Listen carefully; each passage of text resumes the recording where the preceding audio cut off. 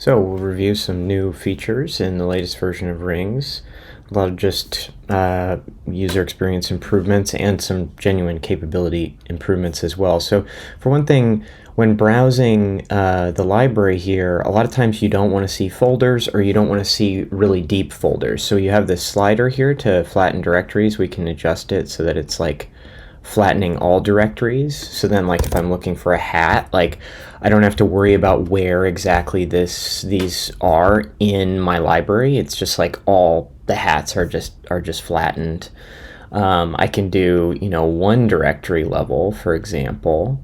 And so this will flatten directory depths beyond one. And so then I can kind of see my top level organization, but underneath this folder, there's usually a bunch of other folders, but those are now all concealed. So that is, convenient for a lot of types of workflows. Let's say I, select something here. We have always had this similar samples option, but now there's a dedicated region of the screen directly for it, and it uses the column view that we've used elsewhere to show these relationships. So for example, like these are all the things that are similar to this one. I can go and find more, and so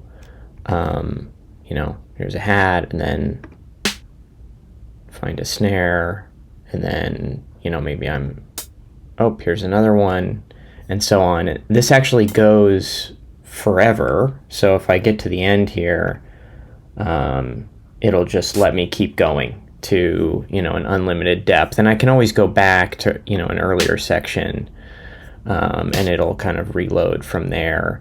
And of course, if I make another selection here, same thing. It'll just start over from the beginning there. The other improvement here is that in modeling, we now allow you to use audio conditions and text conditions together. So, for example, if I want to, create some loop, I can include samples from my library, existing loops that, I want to use as inspiration, and I can also provide a text description to, affect exactly how that audio is generated.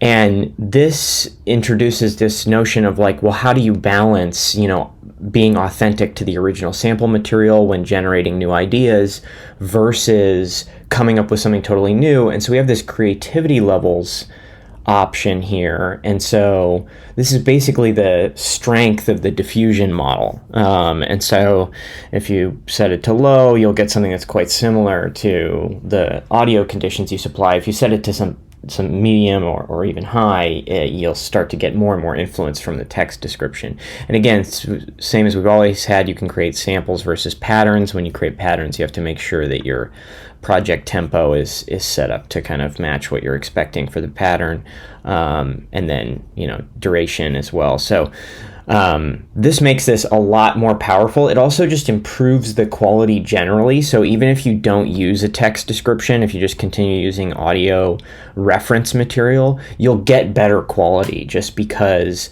we're now applying diffusion in addition to the autoencoder, even when you don't use text conditions. So this is like a really a major improvement to the way that this works.